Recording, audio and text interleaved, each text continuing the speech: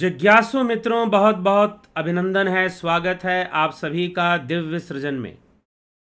प्रत्येक दिवस की भांति आज फिर हम यहाँ पर यह लाइव चर्चा का कार्यक्रम शुरू कर रहे हैं और आज के इस लाइव चर्चा का जो विषय है, आज का विषय है कैसे पता चले कि पिताजी की मुक्ति मिली कि नहीं मिली। कैसे पता चले? हम तो बहुत सारे कार्य कर रहे हैं अपने दिवंगत पिता के लिए, अर्थात जिनकी मृत्यु हो चुकी है, जो देह त्याग चुके हैं, जो दिवंगत हो चुके हैं, उनकी मुक्ति के लिए, उनके कल्याण के लिए हम बहुत कुछ कर रहे हैं।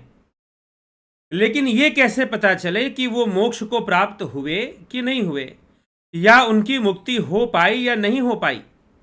इसकी गारंटी कहाँ से मिलेगी और ये कैसे पता चलेगा?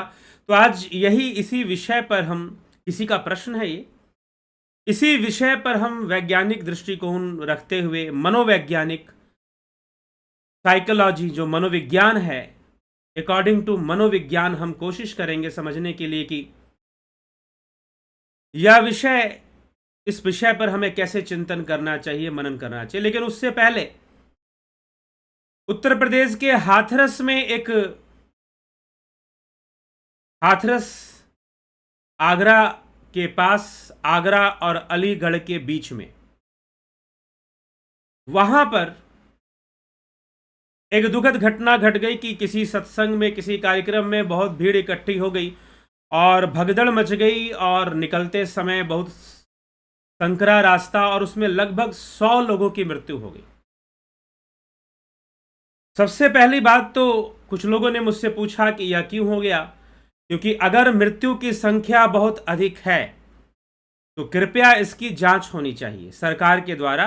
इसकी, हाँ, 1-2 लोग मर जाए, 10 लोग मर जाए, 12 लोग मर जाए, 15 लोग मर जाए, समझ में आता है।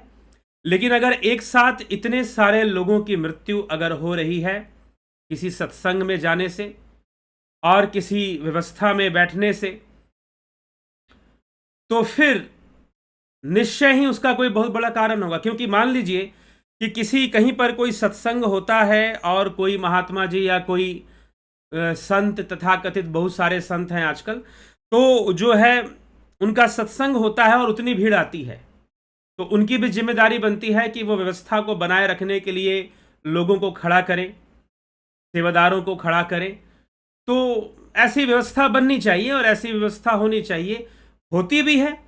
और ऐसा नहीं कि वहाँ के लोग पहली बार किसी सत्संग में गए हों, वहाँ बहुत सारे सत्संग और बहुत सारी ऐसी क्रियाएं होती रहती हैं। हाथरस, उत्तर प्रदेश, आगरा, हाथरस, ये सारा क्षेत्र मेरा बहुत अच्छे से घूमा हुआ है, गांव-गांव में मैं घूमा हूं इन क्षेत्रों में। तो ऐसी बात नहीं है कि उस क्षेत्र में सत्संग नहीं हुआ करते हैं। जो लोग गए थे उन्हें पता नहीं होता कि सत्संग में कैसी भीड़ होती है या क्या होता है। तो बड़े अनुभवी लोग होते हैं इन सब मामलों में, कथा सत्संग सुनने के मामलों में। स्वयं श्री राम शर्मा आचार्य जी का गांव भी उधर ही लगता है, आगरा डिस्ट्रिक्ट में, गायत्री परिवार। तो ऐसे कार्यक्रम और ऐसी कई संस्थाओं के आश्रम उस क्षेत्र में पाए जाते हैं। तो इसीलिए जरूर इसकी जांच होनी चाहिए कि भाई यह कोई षड्यंत्र तो नहीं, या किसी ने जानबूझकर कुछ कार्य तो नहीं किया, कोई हो हल्ला मचा दिया हो सांप का या बम का, जिससे कि अचानक से भीड़ भागने के लिए उतारू हो गई, दौड़ने के लिए उतारू हो गई। तो कुछ ना कुछ इसके पीछे षड्यंत्र जरूर लगता है और सरकार को चाहिए कि इसकी पूरी जांच करवाए कि घटना कैसे घटी है, किस तरह से घटी है। और जो भी वहाँ, जो लोग भी प्रवचन कर रहे थे, उनसे भी सही से इंक्वायरी, पूछताछ की जाए कि भाई आपके कार्यक्रम हो रहा है तो आपने व्यवस्था को बनाए रखने के लिए क्या सेवादारों को लगाया था या नहीं लगाया था। तो इसीलिए हमें जो है विवेक से समझना चाहिए, क्योंकि षड्यंत्र होना बहुत ही स्वाभाविक है। इस धरती पर चलता रहता है, सनातन धर्म के विरुद्ध षड्यंत्र और बहुत सारी बातें चलती रहती हैं। चलिए फिर भी हम आगे बढ़ते हैं और आज के अपने विषय पे चर्चा करते हैं। किसी और दिन इस विषय पर और चर्चा करेंगे कि क्योंकि प्रवचन करना, कथा करना आज के समय में एक फैशन भी बन चुका है, एक प्रोफेशन भी बन चुका है। तो जिन लोग को थोड़ा बहुत भी कुछ आता है और ऐसे माहौल में जो रहे हैं, कई बार इस प्रोफेशन को अपना लेते हैं। तो यह भी एक समस्या है। तो इन विषयों पर किसी और दिन हम चर्चा करेंगे। और आज का जो मुख्य विषय है, कैसे पता चले कि दिवंगत पिता को मुक्ति मिली है कि नहीं मिली है। अब हमें एक बात समझना है कि क्या मुक्ति बहुत आसान है? क्या आपके पिताश्री योगी प्रवृत्ति के थे या योग अभ्यास में लगे रहते थे? अगर वो ध्यान योग और योग अभ्यास में भी लगे रहते थे तो किस तरह के योग अभ्यास में लगे रहते थे? सिर्फ फिजिकल योग में लगे रहते थे या ध्यान योग नादा अनुसंधान में लगे रहते थे? किस तरह के योग का वो अभ्यास करते थे? तो प्रश्न ये है। तो अगर वो ध्यान योग करते थे और ऐसे योग का अभ्यास करते थे तो वह निश्चय ही मुक्ति के मार्ग पर हैं।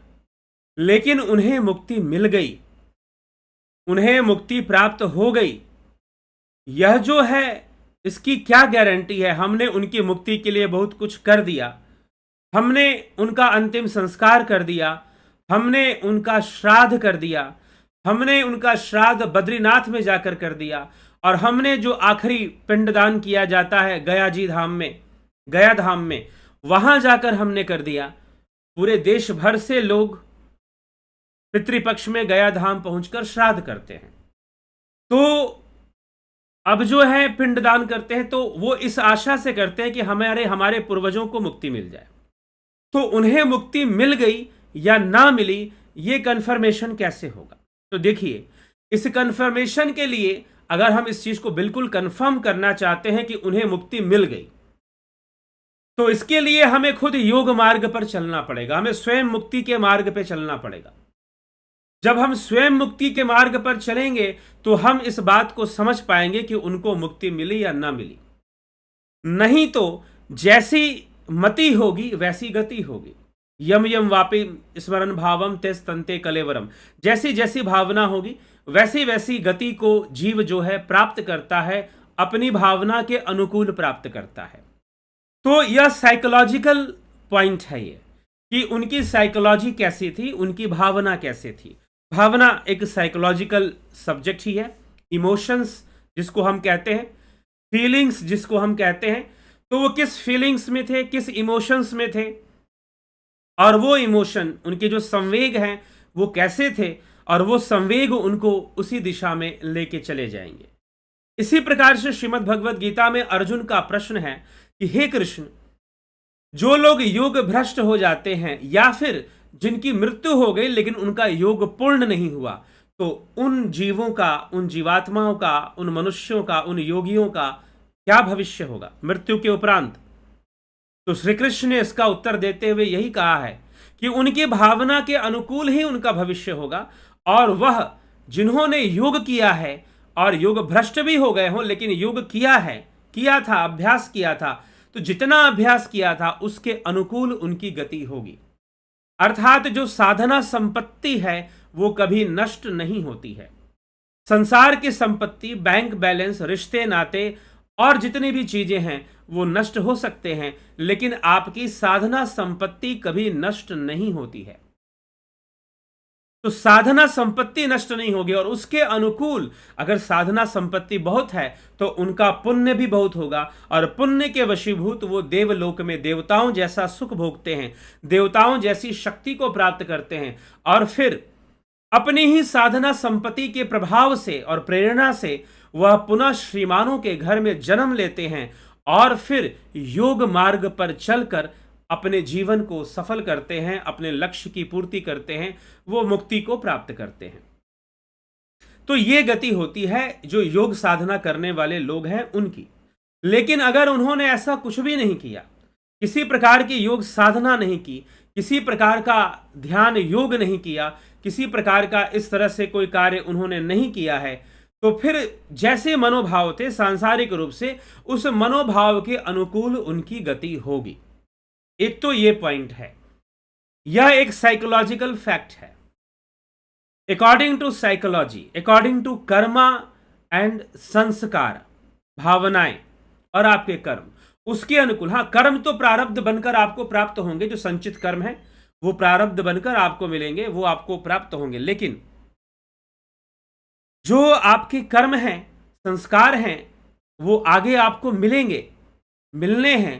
लेकिन अब प्रश्न ये आता है कि हम जो श्राद्ध करते हैं या पितृपक्ष में हम पिंडदान, श्राद्ध आदि जो कर्म करते हैं, क्या उनसे हमारे परिवार के लोगों को, हमारे पूर्वजों को मुक्ति प्राप्त नहीं होती? क्या उनको मुक्ति प्राप्त नहीं होती? क्या इससे मुक्ति नहीं मिलती?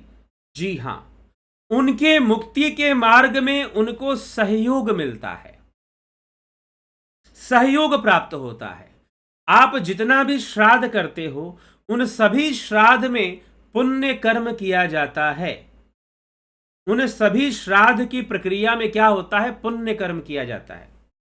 आप अपने दिवंगत पिता के नाम पर कुछ दान करिए, विशेष करके पशु पक्षियों को दान करिए।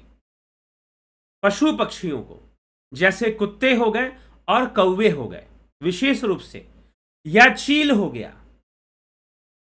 कुछ उत्तर प्रदेश बिहार के कुछ क्षेत्रों में सियार और चील को खिलाने की भी प्रथा है।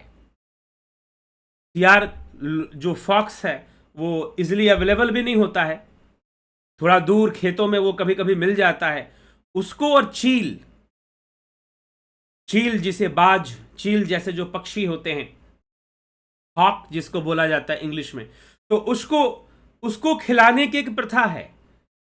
नहीं तो कम से कम हम कौवे या कबूतर को खिलाए, तो पशु पक्षियों को खिलाने की प्रथा है। और पशु पक्षियों को भोजन कराने से आपको जो पुण्य प्राप्त होता है, वह पुण्य जो है आपके पूर्वजों को भी प्राप्त होता है। कुछ लोग कहेंगे कि नहीं, कौवे के पेट में जाएगा तो पूर्वजों का पेट भर जाएगा। जी नहीं, उनका पेट कौवे का पेट भरने से नहीं। हां, कौवे को जो आपने दिया है, जो दान किया है, उसका जो पुण्य बनेगा, और बहुत पुण्य बनता है अगर हम पशु पक्षियों की सेवा करते हैं या उनको दान करते हैं। कई लोग तो अपना जीवन इसी कार्य में लगा देते हैं, बहुत अच्छी बात है।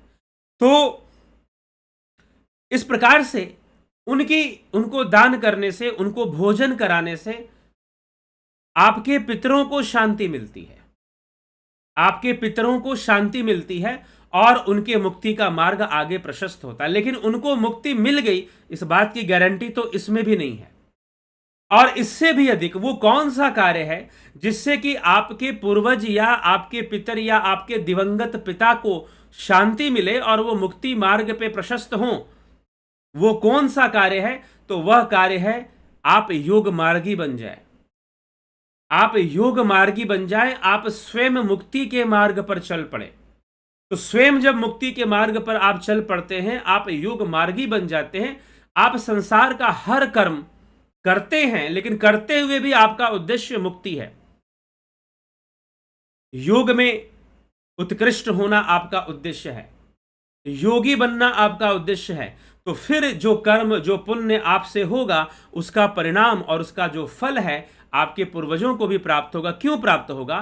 क्योंकि आपने उनके कुल में जन्म लिया है, इसी कारण से आपका कर्म संबंध उनके साथ है। आपका कर्म संबंध उनके साथ है। जैसे कि आपके पिताश्री हैं, तो अगर आपके दादाश्री हैं, तो आपने अपने दादा के पिता के कुल में जन्म लिया। कम से कम ये 2 पीढ़ियों के साथ तो हमारा कर्म संबंध पक्का है। हां, आगे के पूर्वजों की हम बात नहीं कर सकते। और वैसे भी श्राद्ध या पिंडदान या तर्पण आदि जो क्रियाएं की जाती हैं, अपने पिता, दिवंगत पिता के लिए ही की जाती हैं। तो जो है उनके साथ आपका निश्चित रूप से कर्म संबंध बना हुआ है। तो जब उनके साथ कर्म संबंध बना हुआ है, तो आपके द्वारा किए गए कर्मों का, पुण्य कर्मों का जो लाभ है, वो उनको भी थोड़ा सा प्राप्त होगा। तो उनको शांति जरूर मिलेगी, उनको शांति जरूर मिलेगी। लेकिन अगर आप योग मार्ग पर, भक्ति योग मार्ग पर, राजयोग मार्ग पर अगर आप चल पड़े, तो आपके पितर, आपके पूर्वजों का निश्चय ही कल्याण होगा, निश्चय ही मुक्ति होगी। तो अब इसका कंफर्मेशन चाहिए कि मुक्ति मिली। कैसे पता चले कि पिताजी को मुक्ति मिली कि ना मिली मृत्यु के बाद? तो अब अगर आप योगी हैं तो अपने दिव्य दृष्टि से, अगर आप सिद्ध योगी हैं तो जान सकते हैं। अन्यथा आपको इस बारे में विचार करने की जरूरत नहीं है। आपको अपना कर्तव्य करने की आवश्यकता है। और पितृपक्ष में किया गया पिंडदान, श्राद्ध, ये सब जो भी क्रिया है, ये कर्तव्य के अंतर्गत आती हैं, निमित्त कर्म के अंतर्गत आती हैं और ये कर्तव्य के अंतर्गत आती हैं। तो आप बस अपना कर्तव्य कीजिए। उनको मुक्ति मिली या न मिली, इसकी चिंता आपको करने की जरूरत नहीं है। आपके द्वारा जो किया गया कर्तव्य है, उसका पुण्य आपको जरूर प्राप्त होगा।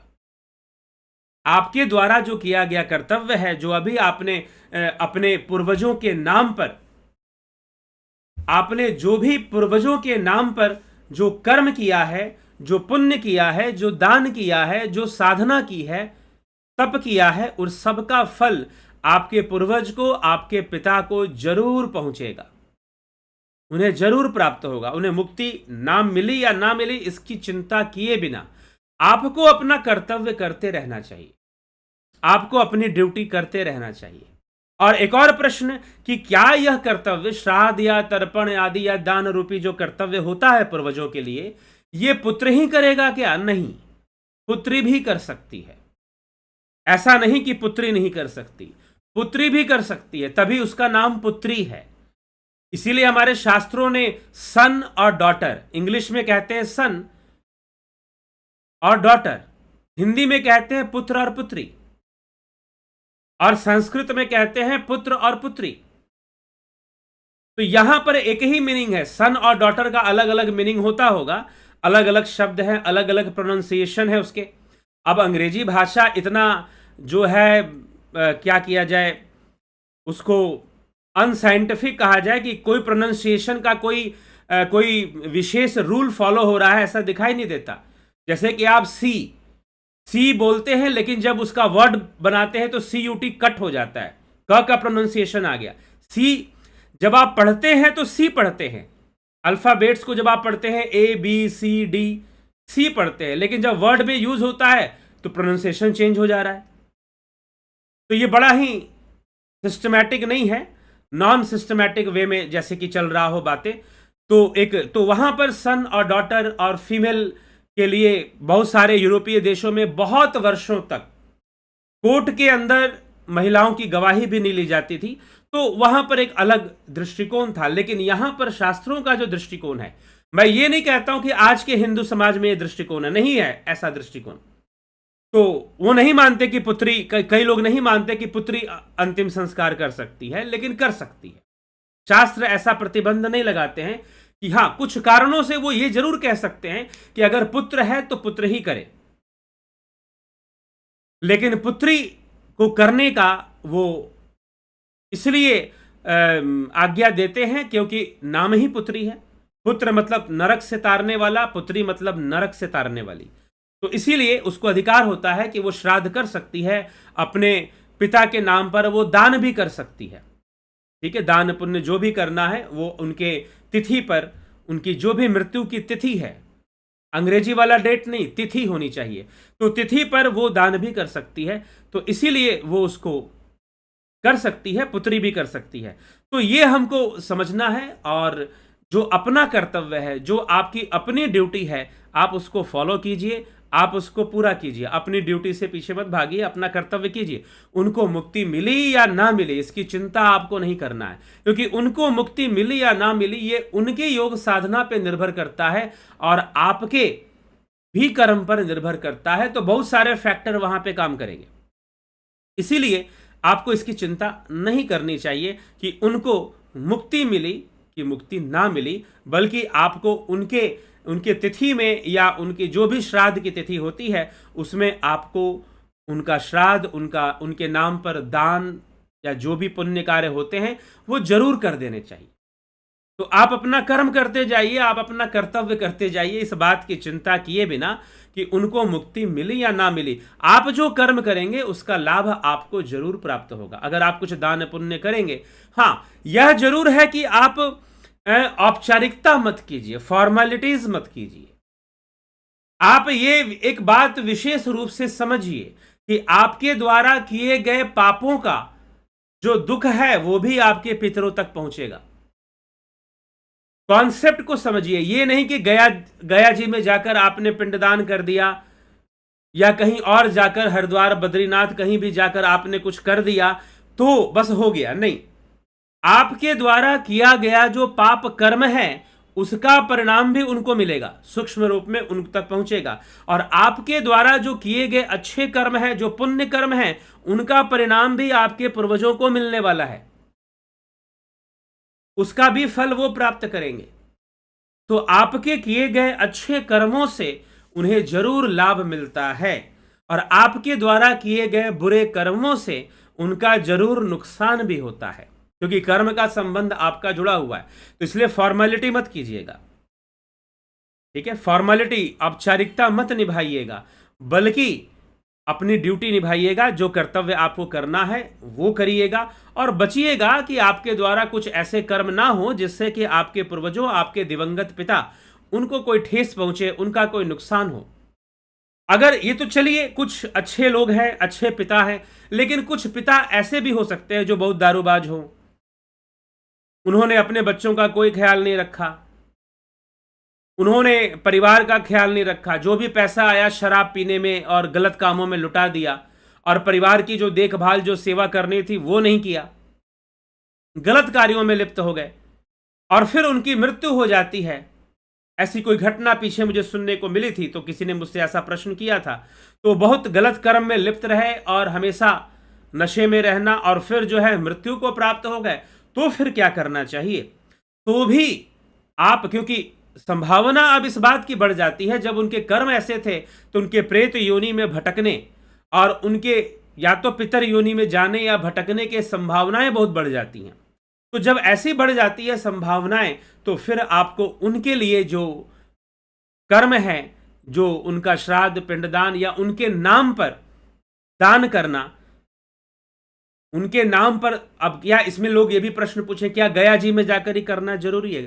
गया धाम में पहुंचो या ना पहुंचो, लेकिन उनके नाम पर दान करना, और स्पेशली पशु पक्षियों को दान करना, पशु पक्षियों को खिलाना, गाय को, कुत्ते को, स्ट्रीट डॉग्स को और कौवे को फीड करना। तो अगर हम ये क्रिया करते हैं, ये काम करते हैं, तो उनको जरूर लाभ मिलता है। और हम यथासंभव कोशिश करें कि हम अच्छे कर्मों से, अच्छी वाइब्स में रहें, अच्छे वाइब्रेशंस में रहें और योग साधना करें, तो फिर पापी से पापी पिता को भी तारा जा सकता है।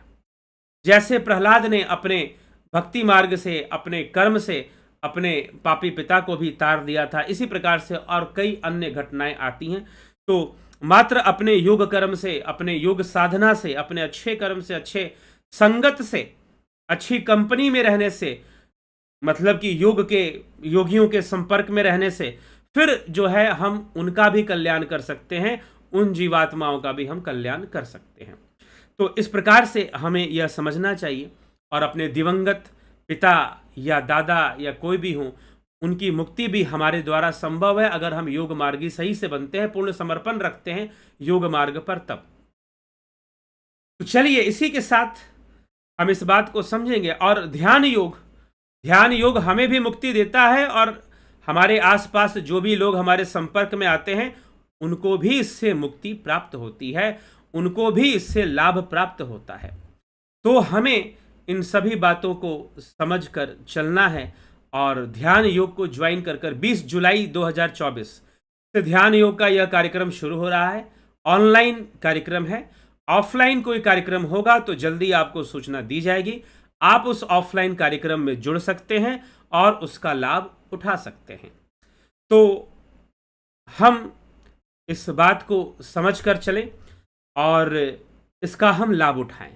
तो चलिए आगे बढ़ते हैं और आपके कमेंट्स को भी देखते हैं। ध्यान योग के साथ साथ आपको फिर नेचुरोपैथी, प्राकृतिक चिकित्सा का भी एक कार्यक्रम होता है, कोर्स होता है, इसे भी आप साथ में ज्वाइन कर सकते हैं। प्राकृतिक चिकित्सा हमारी ही बीमारियों को दूर करने के लिए है और यह नेचुरोपैथी जो है, यह नेचुरोपैथी में हम ऐसी टेक्निक्स को सीखते हैं जिससे कि हम अपने आप को डिटॉक्सिफाई कर सकते हैं। डिटॉक्सिफिकेशन अर्थात अपने आप में अंदर जो विष है, जो विजातीय द्रव्य है, उसको बाहर कर सकते हैं और अपने शरीर को स्वस्थ रख सकते हैं, वृद्धावस्था से दूर रह सकते हैं। इसी प्रकार फिलोसफी का कोर्स भी होता है। यह फिलोसफी का कोर्स जो है यह अत्यंत लाभकारी कोर्स है। इसमें कई लॉजिक्स और पूरे वर्ल्ड भर के जो फिलोसोफर हैं, वेस्टर्न फिलोसोफर्स और भारतीय दर्शन, सांख्य, योग, मीमांसा, वेदांत, न्याय, वैशेषिक, बौद्ध, जैन, चारवाक, इन सब की चर्चा आपको इसमें प्राप्त हो जाती है। तो जरूर आप इसका लाभ उठाने का कोशिश करें। योग शिक्षक कोर्स का भी लाभ ले सकते हैं। देव एस्ट्रो एनालिसिस या जन्म कुंडली विश्लेषण कुछ भी आपको करवाना है तो इसके अंतर्गत आप कर सकते हैं। अग्निमय बुद्ध ग्रंथ आप प्राप्त कर सकते हैं और इससे लाभ उठा सकते हैं। जरूर लाभान्वित हो। बहुत ही क्रांतिकारी ग्रंथ है ये। कथानक है, ऐतिहासिक कथानक, ऐतिहासिक उपन्यास आप जरूर पढ़ें। और अमेजन पर उपलब्ध है। अमेजन पर उपलब्ध है। अमेजन पे सर्च कर आप वहां से परचेस कर सकते हैं, खरीद सकते हैं वहां से। और नहीं तो मुझे संपर्क कर भी इसके बारे में आप जान सकते हैं कि कैसे इसको प्राप्त करना है और पढ़ना है। चलिए तो आगे हम चलते हैं और आगे जो है आपके कमेंट्स भी हम देखते हैं कि आपके कमेंट्स में क्या है। आज अवधेश कुमार जी, गुमाना राम जी, संतोष कुमार जी, प्रभुदत्त शर्मा जी, ज्ञानेंद्र भाटी जी, अमन कक्कर जी, शर्मा मनोज, दीपक शर्मा जी, श्वेता राय सिन्हा जी, फैक्टास्टिक, बहुत अभिनंदन है। गीता गुरु जी, सविता नायक जी, नथु सिंह जी, नरेंद्र माकोड़े जी, आशा रानी जी, मनोज सैन जी, स्मिता सावंत जी, राजू पाल जी, एके त्यागी जी, योगेश खैरनर जी, अनुज सिंह जी, किशोर वैद्य जी, उज्जवल बंकर जी, फैक्टास्टिक।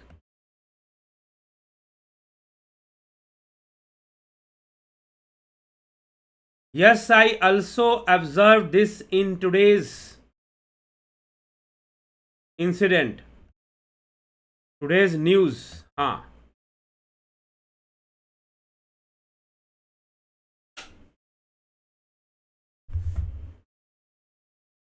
तो आज के न्यूज में ये खबर थी। Yes, I also observed this in today's news.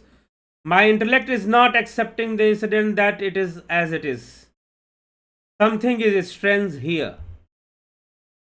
हाँ, कुछ जानबूझकर की हुई घटनाएं हो सकती हैं। प्रसिद्ध सिंह जी, राम निवास मीना जी, राम विलास जी, शेखर शर्मा जी, रतन सिंह जी, विपिन साहनी जी।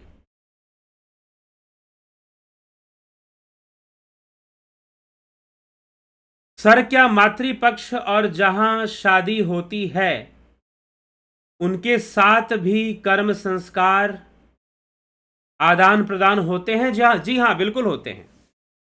उनके साथ भी कर्म संस्कार आदान प्रदान होंगे। ठीक है, तो वो होंगे।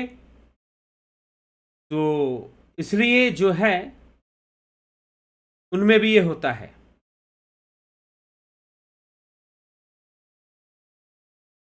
घनश्याम सरोदे जी, बस ये है कि वो संस्कारों के वशीभूत रिश्ते बनते हैं। संस्कारों के वशीभूत रिश्ते जुड़ने शुरू हो जाते हैं जहां विवाह आदि होता है। इस तरह की घटना जहां होती है, कर्म संस्कारों के वशीभूत ही रिश्ते बनते हैं। लेकिन विशेष रूप से जिस कुल में हमारा जन्म हुआ है उसके लिए हम विशेष रूप से जिम्मेदार होते हैं कि हम उनका श्राद्ध करें। Ghanshyam Sarode ji, Bombay UB and 6 flight कैरीज, राम राम जी। विनोद कुमार सूद जी, बहुत बहुत अभिनंदन है आपका। तो चलिए इसी के साथ हम अपने इस कार्यक्रम को विराम की ओर ले चलेंगे और कल फिर मिलेंगे 9 PM लाइव चर्चा में। तो जो भी चर्चा हुई उस पर आप जरूर विचार करें और विचार करके आप निश्चय ही चिंतन करें, मनन करें और अपना कर्तव्य करें, अपना कर्म करें। तो निश्चय ही आपके पूर्वजों, आपके जो दिवंगत हैं, उनको भी लाभ मिलेगा। और ऐसी घटना क्यों घटी इस पर भी हम चर्चा करेंगे जो इतने सारे लोग किसी कार्यक्रम में, सत्संग या कथा आदि के कार्यक्रम में गए और वहाँ भगदड़ मचने से ऐसी घटना घट गई, तो यह जरूर कोई इसके पीछे अफवाह, षड्यंत्र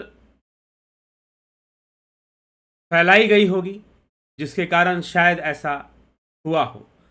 तो चर्चा इस पे बाद में की जाएगी। बाकी लाइव सेशन चलता रहेगा 9 PM पर। चैनल को आप सब्सक्राइब जरूर कर दें ताकि आपको नोटिफिकेशंस मिलते रहें। बेल आइकन दबा दें, नोटिफिकेशंस मिलते रहें। लाइक कर दें, शेयर जरूर कर दें। तो चलिए, इसी के साथ हम अपने कार्यक्रम को यहाँ विराम देते हैं और कल फिर मिलते हैं 9 PM लाइव चर्चा में। बहुत बहुत आभार आप सभी का। ओम तत्सत।